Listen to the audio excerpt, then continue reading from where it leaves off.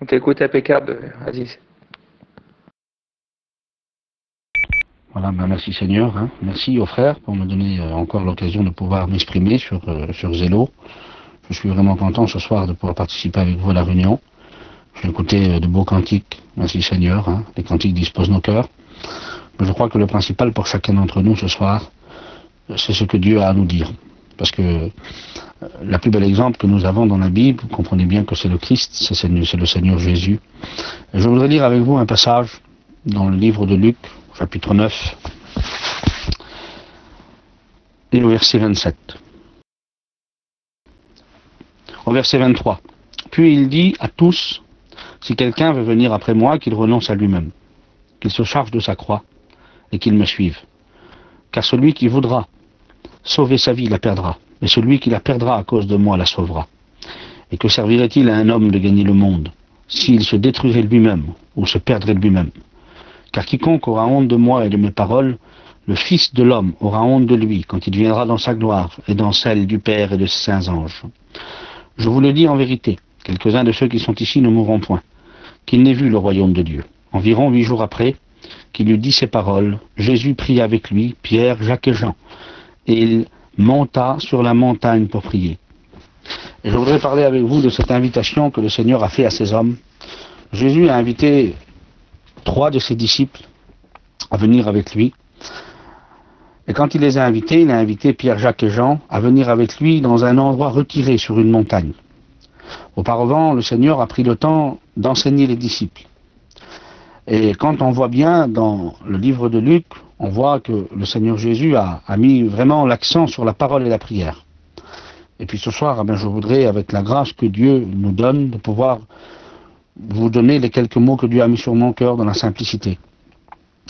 La Bible dit que quand on regarde un petit peu le livre de Luc, on voit que dans les passages qui précèdent les versets, Jésus est intéressé, il fait que les hommes viennent découvrir avec lui quelque chose.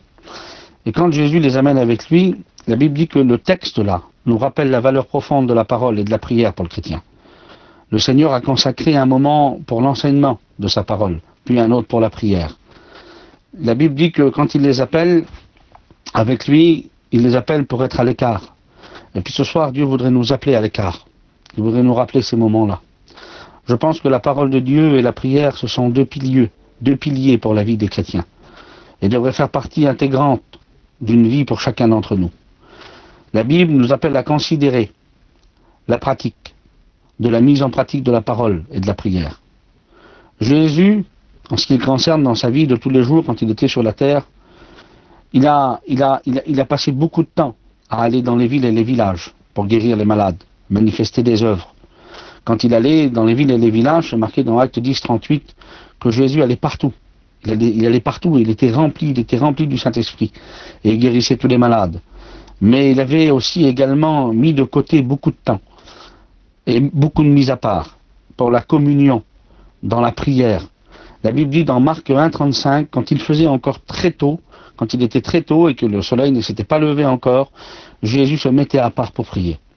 Il a montré, par son exemple, la nécessité d'être centré sur la parole de Dieu et sur la prière. Le Seigneur a pris l'initiative de choisir ces 3 hommes avec lui. Il les a ensuite, eux, ils ont vu des choses extraordinaires. Ils ont vu Jésus dans son ministère, le plus grand des ministères que la terre ait connu. Jésus a fait des miracles et des prodiges comme jamais personne n'a fait sur la terre. Et les disciples qui étaient avec lui étaient toujours étonnés de sa puissance et de son autorité. La Bible dit qu'un jour, quand il était dans la barque,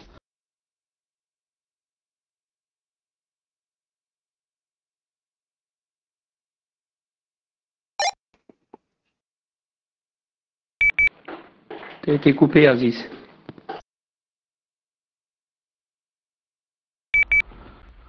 je reviens sur ce que je disais que Jésus, quand il était sur la terre avec les disciples ont été bouleversés par son message, par sa vie de prière, par la puissance qui résidait sur lui. Parce que Jésus n'était pas comme les hommes, vous comprenez bien, il n'était pas comme un religieux, il n'était pas comme les scribes et les pharisiens. Il ne cherchait pas de place. Il n'était pas comme les hommes de l'époque. Les hommes de l'époque, ils faisaient tout pour avoir de la place. Ils faisaient tout pour être vus des hommes, pour avoir une récompense. Et c'est pour ça que lorsque Jésus les écoutait et les voyait faire, il savait très bien ce qu'il voulait. Il les connaissait par cœur. Ils savaient vraiment le sens de leur dévotion, le sens de leur action. Pourquoi ils le faisaient? C'était pour être vus des hommes. C'était tout à fait différent avec lui. Quand les hommes l'écoutaient prêcher à lui, la Bible dit que quand les hommes l'écoutaient, ils disaient lui, il n'enseigne pas comme les scribes et les pharisiens. Il enseigne avec autorité. Voilà pourquoi Jésus disait, faites ce qu'ils vous disent, mais ne faites pas ce qu'ils font. Il dit, eux, leur récompense, ils la recevront des hommes, parce qu'ils font tout pour être vus. Et quel dommage d'en arriver là. Et je crois ce soir, et Dieu le sait, que personne sur ce groupe veut faire des choses pour être vu. Nous voulons tout faire pour sa gloire, nous voulons tout faire pour lui, et nous voulons tout faire pour lui plaire. Je vous engage, je voudrais vous inviter ce soir à vous mettre à l'écart. C'est l'invitation de Jésus pour vous et moi. C'est le mot qui revient sur mon cœur. Donald m'a appelé tout à l'heure, et il me l'a déjà demandé hier de faire la réunion.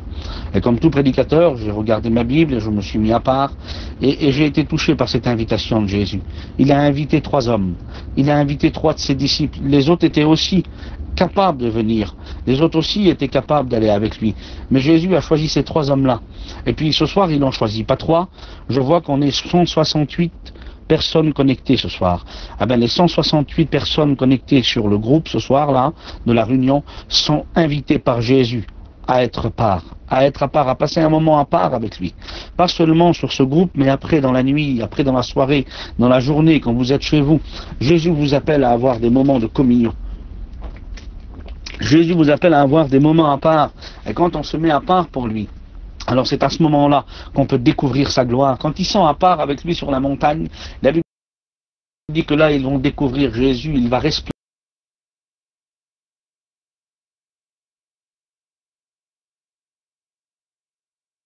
Voilà, je reprends mes paroles. C'est vraiment embêtant d'être coupé comme ça, mais c'est pas grave. La Bible dit que quand ils étaient avec Jésus sur la montagne, pendant qu'il priait, l'aspect de son visage changea. Et son vêtement devint d'une éclatante blancheur. Et je voudrais vous dire devant Dieu que c'est vrai. Que votre force, ma force, c'est la présence de Dieu. La présence de Dieu, il n'y a rien de plus fort. Un jour, un homme qu'on appelle Zacharie, il était un serviteur de Dieu, il était un homme, un lévite, sa femme aussi, Élisabeth. La Bible dit qu'il servait le Seigneur d'une manière irréprochable. Et quand ils étaient dans son service, il était avancé en âge, il n'avait pas d'enfant à la maison. Madame était aussi avancée en âge. Et pendant son service dans le temple, la Bible dit que c'était un lévite. Il apportait le parfum du soir, c'était le symbole de la prière. Écoutez, il n'y a que dans la prière que Dieu se révélera à nous. Il n'y a que quand on sera dans la communion, dans la présence de Dieu que Dieu se révélera. Essayez pas de décrocher la lune ou les étoiles, essayez pas de faire des super. Vous n'êtes pas des super de toute manière et on ne sera jamais des super. Soyez des serviteurs. Vous savez, ceux qui veulent des places et ceux qui cherchent des choses, ceux qui veulent décrocher des choses, ah ben, bien souvent ils tournent en rond. Mais il y a beaucoup de place pour ceux qui veulent être des serviteurs. Il y a beaucoup de place pour eux, pour ceux qui veulent être des servantes. Il y a beaucoup de place pour ceux qui veulent vivre dans l'humilité et de la présence de Dieu. Et cet homme-là, il apporte à Dieu la prière du peuple. Il apporte à Dieu la louange du peuple. Et quand il est dans la prière, la Bible dit qu'un ange va lui apparaître. Et cet ange-là, il s'appelle Gabriel. Et il va lui dire ces 2 mots. Il va dire, je m'appelle Gabriel et je me tiens dans la présence de Dieu. Et je voudrais vous dire ce soir devant Dieu, et je le dis devant tous ce soir, devant les anciens qui sont là, tous les prédicateurs, les chrétiens, les diacres, les étudiants, devant vous tous, et moi le premier j'en ai besoin, tenez-vous dans la présence de Dieu. L'Église a besoin de se tenir dans la présence de Dieu.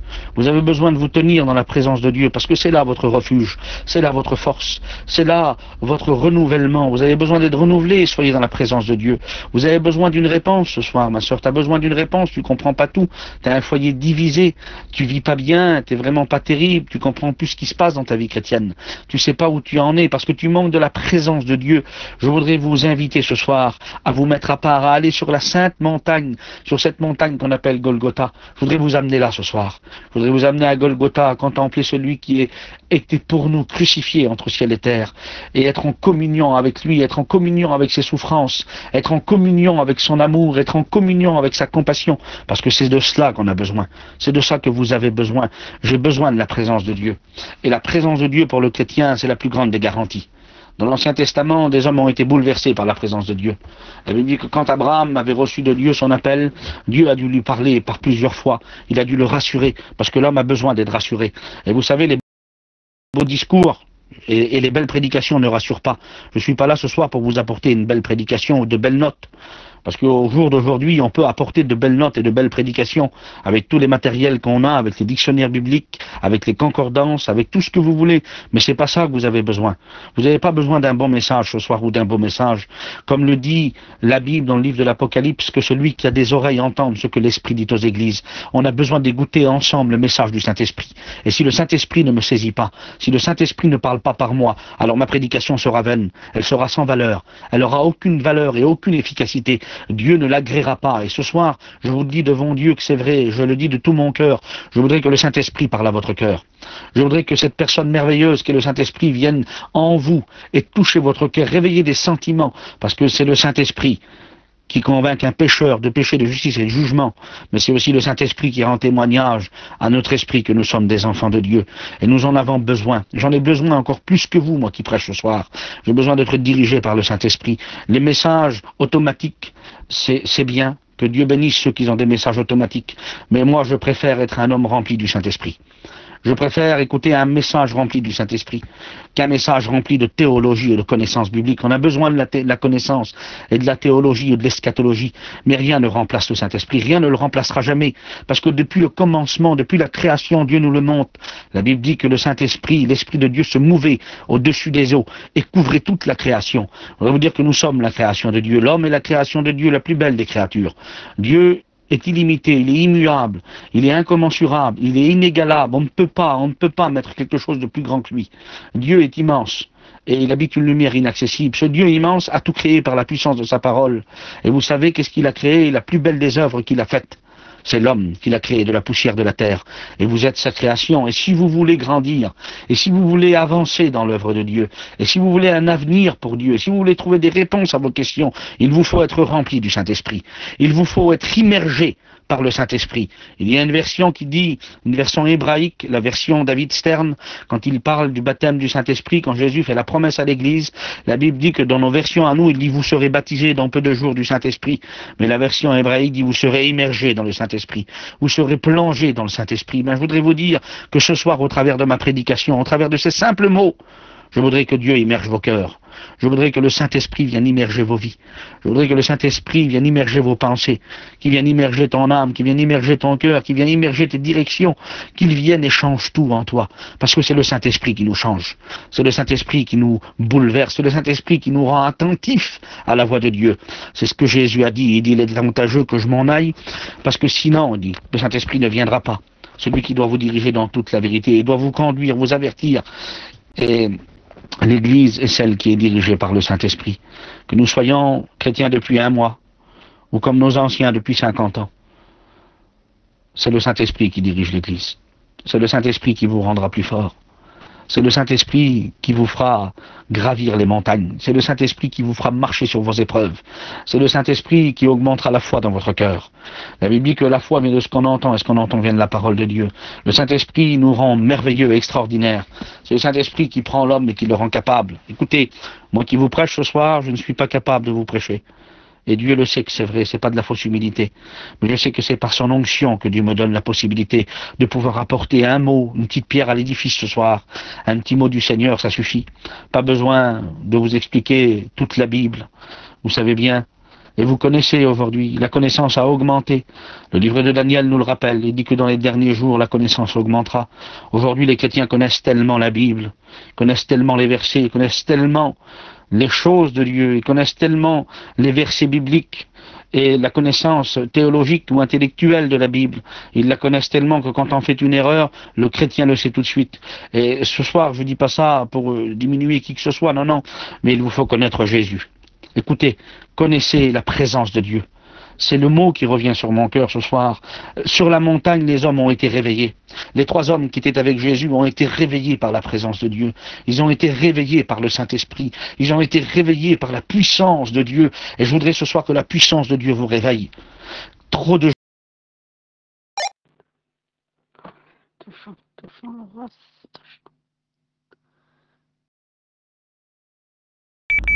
gens sont endormis, je reprends mes paroles, à une habitude de vie chrétienne. Aujourd'hui, les gens sont gavés de réunions. Ils sont gavés de prédications. L'Église d'aujourd'hui peut choisir les messages qu'elle veut. Elle peut choisir les prédicateurs qu'elle veut. Elle peut choisir les orateurs qu'elle aime. Elle peut plutôt écouter l'un que l'autre, et ça, c'est des choix. Chacun a son choix.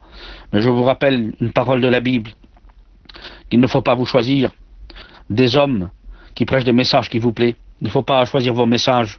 Il faut recevoir les messages que Dieu vous donne. Il faut les accepter surtout. Il ne faut pas seulement recevoir les messages où il n'y a que de la crème, où il n'y a que des bonnes choses, où il n'y a que des choses qui vous flattent. Mais je voudrais vous dire ce soir, tant pis si vous dites pas Alléluia, tant pis si vous rentrez pas en action de grâce ce soir. Mais je voudrais que mon message rentre dans vos cœurs comme une épée ce soir. Je voudrais que le message de la parole de Dieu rentre en vous et qui bouleverse vos cœurs, qui vient labourer la terre de ton cœur ce soir, qui vient enlever les pierres. Parce que bien des fois, il y en a qui vivent avec des pierres. Il y a des gens qui vivent avec des pierres depuis tant d'années. Et dans le cœur, il y a des pierres qui sont là et qui n'ont jamais été enlevées, qui n'ont jamais été retournées. Ah ben ce soir, que Dieu fasse que par la prédication de la parole, que Dieu retourne la terre de ton cœur. Et n'oublie pas ce soir, n'oublie pas que tu as besoin de la présence de Dieu.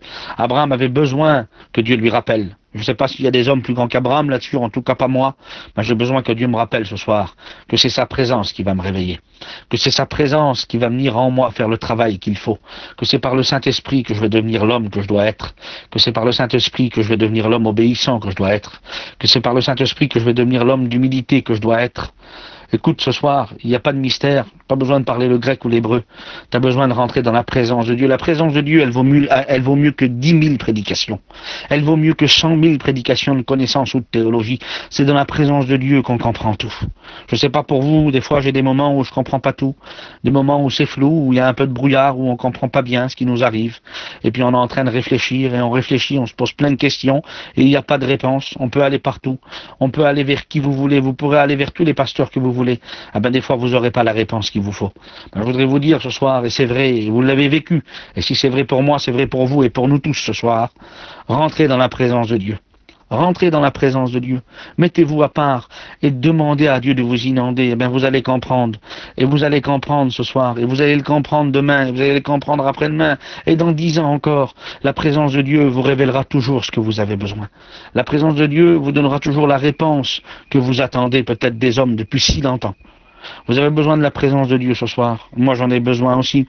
Souvenons-nous d'Asaph. Il était là. La Bible dit que il était en train de regarder sur les hommes méchants. Et il disait, eux, ils ont jamais de problème. Ils sont pleins de graisse. Ils sont en bon point. Il dit, mais le juste, il meurt, Seigneur. Et il comprenait pas ce qui lui arrivait.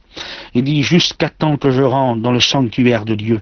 Jusqu'à ce que je rentre dans la présence de Dieu. Et alors là, j'ai considéré le sort final des méchants. Et je voudrais vous dire qu'il y a des choses, des fois, qu'on n'arrive pas à saisir, des choses qu'on ne comprend pas toujours. Alors il nous faut rentrer dans la présence de Dieu. Et ce soir, je voudrais tellement que vous y entrez dans la présence de Dieu au travers de cette réunion. Je voudrais que vous rentrez dans sa présence. Souvenons-nous de tous ces hommes de l'Ancien Testament, que ce soit Abraham, que ce soit Moïse, tous ces hommes-là. Souvenons-nous de Moïse, il a été attiré par Dieu. Dieu l'a bouleversé par un feu qui ne consumait pas. Et la Bible dit que tout au long, Dieu a parlé à Moïse. Et il a dit, Moïse, je marcherai avec toi. Je serai avec toi dans le désert. Moïse, j'irai avec toi. Et Moïse, il avait tellement confiance en Dieu qu'il disait, Seigneur, si tu viens pas avec nous, on sortira pas, on n'ira pas, on fera pas un mètre. Si ta présence n'est pas avec nous, Seigneur, si tu n'es pas avec nous comme notre Seigneur Jésus, comme tu es notre collaborateur, Seigneur, comme tu es notre associé, si tu n'es pas avec nous, disait Moïse, et si tu sors pas avec ton peuple, si tu viens pas à la tête de ton peuple, Seigneur, je sors pas. Je peux pas y aller, j'ai peur. Le grand David qui avait terrassé Goliath, la Bible dit qu'il l'avait tué à Goliath, mais c'est pas David qui a tué Goliath, c'est Dieu qui a tué Goliath. Il s'est servi de David. David était un jeune homme rempli de toute bonne disponibilité, avec un cœur pur et sincère. Et Dieu s'est servi de lui. Et c'est ce que Dieu veut. Il veut un cœur pur, il veut un cœur vrai. Et Dieu regarde au cœur, il ne regarde pas l'apparence. Vous savez, les frères de David étaient beaucoup plus capables que lui. Et il y avait des hommes dans l'armée qui étaient plus capables que David. Mais le Saint-Esprit l'a rendu capable. L'Esprit de Dieu l'a rendu capable. Et le Saint-Esprit choisit des hommes qui ne sont pas capables. Écoutez, vous n'êtes pas capable, ce soir je suis pas capable. Et il y en a combien d'incapables sur le groupe? On est 173 et on est des incapables. Mais le Saint-Esprit nous rend capables. Il nous rend capables de dire non au péché. Il nous rend capables de résister au diable. Il nous rend capables de résister au péché. Il nous rend capables de résister à la tentation. Il nous rend capables de dire non au mensonge. Parce que le Saint-Esprit prend ce qui n'est pas capable et le rend capable. Et David Un jour, il était là et il devait combattre les Philistins. Et il a posé une question à Dieu. Il dit, Seigneur, je peux pas avancer. Il était dans un bois, là, dans une forêt, et il attendait avec toute son armée pour avancer. Il dit, Seigneur, si tu n'es pas avec nous, on n'avance pas. Si ta présence n'est pas là, c'est la présence de Dieu qui a fait que tous les hommes de l'Ancien Testament ont été vainqueurs et ont sorti vainqueurs de leur grand combat. Et la Bible dit que Dieu va parler à David. Et il voudrait te le dire à toi ce soir et à moi aussi. Il va dire, David, quand tu écouteras des pas sur la cime des mûriers, avance, parce que ça veut dire que je suis avec toi. Ben, je voudrais te dire, et Jésus l'a dit, il a dit, je suis tous les jours avec vous, jusqu'à la fin du monde. Le problème ne veut pas dire que Dieu n'est pas là. La maladie n'annule pas la présence de Dieu. Les soucis n'annulent pas la présence de Dieu. Les situations compliquées qu'on ne comprend pas n'annulent pas la présence de Dieu. Ne l'oublie pas ce soir, il veut te le rappeler. Il est tous les jours avec toi. C'est ce qu'il dit dans Ésaïe 41. Il dit, ne crains pas, je viens à ton secours. Je viens te secourir. Et ce soir, Dieu vient secourir des personnes sur ce groupe. Il vient secourir des sœurs qui ont besoin de lui, parce qu'ils ne comprennent pas tout, qu'ils ont des foyers divisés, ou qu'ils sont peut-être dans une situation incomprenable. Il vient secourir des grands-pères, il vient secourir des grands-mères, il vient secourir des pères, il vient secourir des filles et des fils, parce qu'on a besoin de lui. Et il te dit, ne crains pas. Il le dit à moi, ne crains pas, je viens te secourir, et je viens te soutenir de ma droite triomphante. Et ça veut dire que Dieu nous soutient par sa présence. Dans le livre des Psaumes, chapitre 20, et je vais le lire avec vous, je ne vais pas prêcher trop longtemps ce soir. Dans le livre des Psaumes, au chapitre 20, pour ceux qui ont la Bible, Dieu parle. Voilà, ça a coupé encore, je vais faire cette lecture du Psaume 20. On va prier le Seigneur après. Au chef des chantres, Psaume de David, que l'Éternel t'exauce au jour de la détresse et que le nom du Dieu de Jacob te protège. Que de son sanctuaire il t'envoie du secours et que de Sion il te soutienne, qu'il se souvienne de toutes tes offrandes et qu'il agrée tes holocaustes, qu'il te donne ce que ton cœur désire et qu'il accomplisse tous tes desseins. Nous nous réjouirons de ton salut, nous l'élèverons l'étendard au nom de notre Dieu. L'Éternel exaucera tous tes vœux. Je sais déjà que l'Éternel sauve son oint, il l'exauce des cieux de sa sainte demeure, par le secours puissant de sa droite. Ceux-ci s'appuient sur leurs chars, ceux-ci sur leurs chevaux. Nous invoquons le nom de l'Éternel notre Dieu. Eux, ils plient et ils tombent, mais nous tenons ferme et restons debout. Pourquoi nous tenons ferme et restons debout? Parce que Dieu nous envoie du secours. Parce que Dieu, de son sanctuaire, il nous envoie du secours.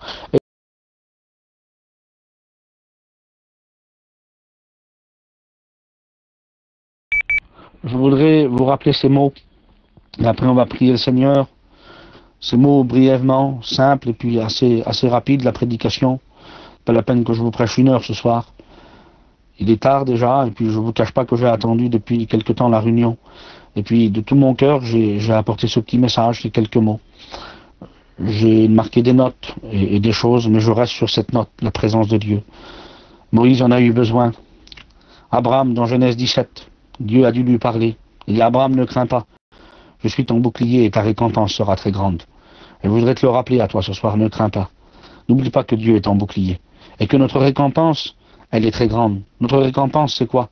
C'est des sacs d'or, des sacs d'argent, de diamants? Non, c'est pas ça. Notre récompense, c'est le ciel. Notre récompense, c'est la vie éternelle. Notre récompense, c'est l'enlèvement bientôt. L'enlèvement de l'Église qui va avoir lieu. Notre récompense, c'est l'éternité avec lui. Notre récompense, c'est d'être avec le Dieu éternel, d'être avec son Fils, d'être en présence des anges et de tous les racheter. Voilà votre récompense et ma récompense. Moïse en a eu besoin, Abraham en a eu besoin, Élie, le grand prophète, en a eu besoin. Le prophète du feu, le prophète qui a fait descendre le feu du ciel. Dieu a répandu devant tous les Israélites, devant tout le peuple, sa présence sous une forme de feu.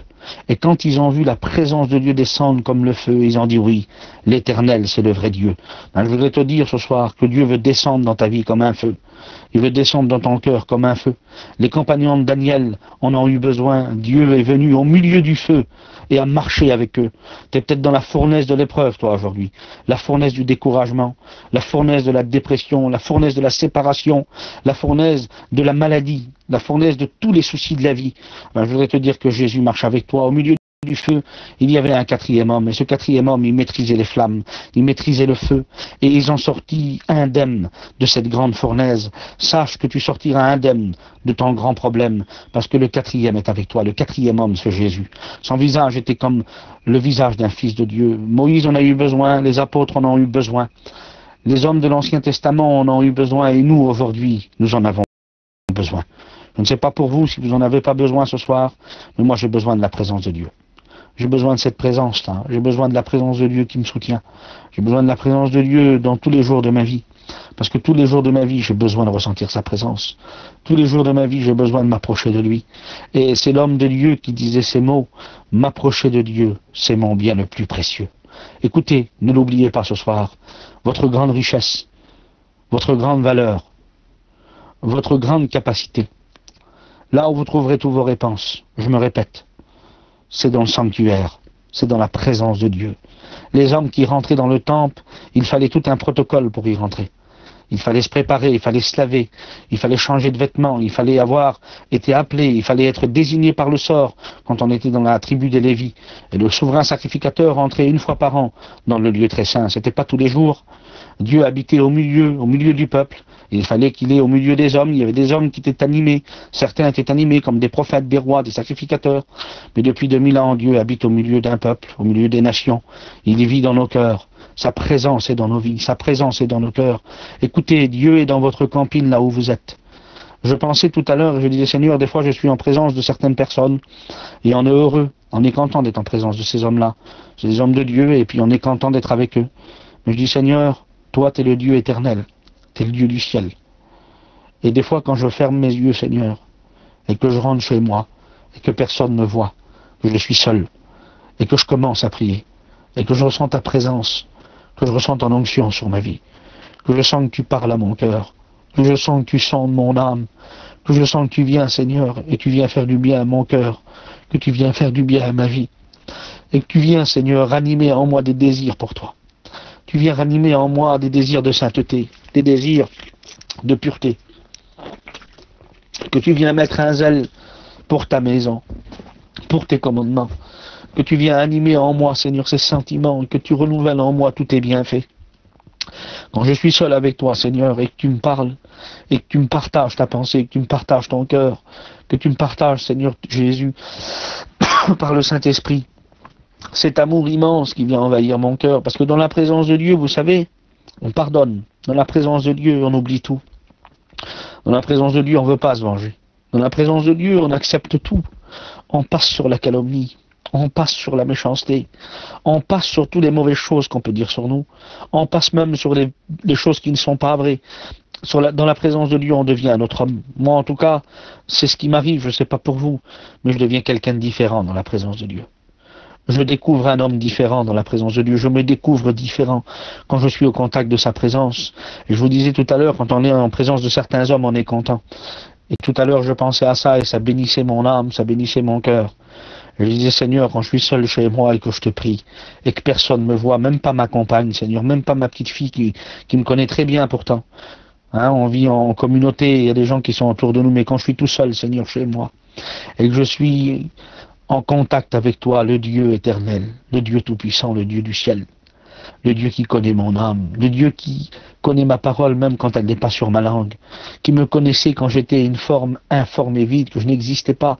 Et dans ton livre, Seigneur, le nombre de mes années était tout inscrit. Vous savez, un homme de Dieu dans la Bible qui s'appelait Job, il a voulu plaider avec Dieu. Il a voulu parler avec lui, il a voulu lui poser des questions. Et dans la fin de sa vie, dans le livre de Job, chapitre 39, chapitre 40, chapitre 41, chapitre 42, il va découvrir qui il est Job. Il va dire, Seigneur, j'avais écouté parler de toi, mais maintenant mon œil t'a vu, Seigneur. Et dans la présence de Dieu, il découvre qui il est, et il découvre le grand Dieu. Ben, je vous invite ce soir à aller sur la montagne, à aller dans un lieu à part, et à découvrir encore la grandeur de Dieu, la puissance de Dieu, l'immensité de Dieu. Ah, une réunion ne suffirait pas pour parler de sa grandeur, de sa puissance, de toute sa grandeur qu'il est. C'est inexplicable avec des mots, les mots ne suffiraient pas. C'est pour ça qu'il nous a préparé l'éternité pour le contempler. Et puis sur ces quelques mots, je pense que j'ai prêché assez longtemps. J'ai dit ce que j'avais sur mon cœur. Voilà, j'ai pas voulu faire une prédication spéciale. De toute façon, il n'y a pas de prédication spéciale. Et je vous le dis, je me répète encore, rentrez dans la présence de Dieu ce soir. Vous en avez besoin. Église du Seigneur, Dieu nous appelle à rentrer dans sa présence. Il nous appelle à rentrer, à être des hommes bénis, à être des femmes bénies, à être des serviteurs de Dieu bénis, à être des diacres, à être des étudiants, à être des femmes qui n'ont pas peut-être de compagnons chrétiens, à être des femmes bénies. Sans parole, vous les gagnerez. Sans parole, vous serez reconnus comme des chrétiennes. Jésus a dit, à ceux-ci tous reconnaîtront que vous êtes mes disciples, si vous avez de l'amour les uns pour les autres. N'oubliez pas que la marque du chrétien, c'est l'amour de Dieu. Et la Bible dit dans Romains 5,5 que l'amour de Dieu a été déversé dans nos cœurs par le Saint-Esprit de Dieu. N'oublie pas, Église du Seigneur, tu as besoin de rentrer dans sa présence. Il te faut une nouvelle Pentecôte aujourd'hui. Il faut que Dieu fasse bouger les murs, que Dieu brise les chaînes sur certains. Il faut que certains se laissent aujourd'hui encore visiter par Dieu et se laisser immerger, comme je l'ai dit tout à l'heure, par le Saint-Esprit, par la présence de Dieu, par l'Esprit du Seigneur, par cet esprit de feu. La Bible dit qu'ils avaient des langues de feu sur eux. Et ce soir, tu as besoin du feu du Saint-Esprit. Tu as besoin du feu de Dieu. C'est le feu de Dieu qu'il te faut. Il faut que tu rentres en présence de Dieu. Rentre dans sa présence. Arrête de chercher ailleurs. Arrête de faire des recherches inutiles. Arrête de rechercher dans des livres comment connaître Dieu. Arrête de jeter des livres à la maison de la Bible pour essayer de connaître Dieu, pour essayer de rentrer dans sa présence. Ferme tes yeux et ouvre ton cœur. Et tu rentreras dans la présence de Dieu. Et la Bible, la parole de Dieu est suffisante. Je vais prier le Seigneur avec vous maintenant. Je vous remercie de m'avoir écouté avec patience, j'ai été un petit peu long. Seigneur, merci pour ta grâce, merci pour tes bienfaits. Merci pour la grâce que tu m'as faite encore ce soir, de pouvoir m'exprimer sur ce groupe, de pouvoir apporter encore, Seigneur, une pierre à l'édifice. Merci, Seigneur, pour ces frères qui sont là, ces sœurs, pour nos anciens sur ce groupe. Bénis chacun. Seigneur, je veux rentrer dans ta présence. J'ai besoin de ta présence. J'ai besoin de ton onction dans ma vie. J'ai besoin d'être plus béni. Parce que si je suis plus béni, Seigneur, je vais mieux te comprendre. Si je suis plus béni, je vais plus t'obéir. Si je suis plus béni, ce sera plus facile pour moi d'écouter Dieu. Et je veux écouter Dieu. Je veux écouter ce que dit Dieu ce soir. Je veux t'écouter. Je veux ouvrir mon cœur. Je veux avoir une oreille attentive, Seigneur, à ce que tu as à me dire. Je veux ouvrir mon cœur. Je veux t'écouter parler. Seigneur, je veux t'écouter parler. Je veux fermer mes yeux. Je veux ouvrir mon cœur. Et je veux t'écouter me parler. Parce que dans ta présence, les mots ne suffisent pas. Dans ta présence, Seigneur, on n'a plus besoin de parler. On n'a plus besoin de parler parce que tu sondes mon cœur et tu sondes mes reins. Tu connais tout de moi, Seigneur. Tu sais que j'ai besoin de toi, Seigneur. Tu sais que j'ai besoin de ta présence. C'est ta présence que j'ai besoin. Je veux rien d'autre que ta présence. Je veux rien d'autre que ta présence. Je veux rien d'autre que ta présence, Jésus. J'ai besoin de ta présence dans mon cœur, dans ma vie, dans mon service pour toi, dans mon jeune ministère, Seigneur, pour mon foyer, pour la direction de mon foyer, pour la direction du travail, pour toi, Seigneur. J'ai besoin de ta présence. J'ai besoin de ton onction, Seigneur. Bénis chacun sur ce groupe. Bénis les frères et les sœurs qui sont sur ce groupe. Seigneur, remplis-les de ta présence. Remplis-les de ton onction. C'est ta présence qu'il me faut, Seigneur. Avec ta présence, je vois plus clair, Seigneur. Avec ta présence, j'y vais plus loin. Que ton nom soit glorifié. Que ton nom soit exalté. Donne gloire à ton nom ce soir encore. Et que chacun puisse s'exprimer devant toi. Merci pour ta présence dans ma vie. Merci pour ton onction, Seigneur. Parce que ta présence nous enseigne toutes choses. Sans ta présence, Seigneur, il est impossible de te plaire. Sans ta présence, il est impossible de comprendre ta volonté pour ma vie. Seigneur, dans ta présence, j'ai la réponse à toutes mes questions. Dans ta présence, je me pose plus de questions. Dans ta présence, je deviens meilleur. Dans ta présence, Seigneur Jésus, je viens à te ressembler. Je m'approche de toi dans ta présence. Ta présence, je deviens, Seigneur Jésus, un vrai disciple. Seigneur, à toi toute la gloire, à toi toute l'honneur. Que Dieu vous bénisse à tous. Que Dieu vous bénisse.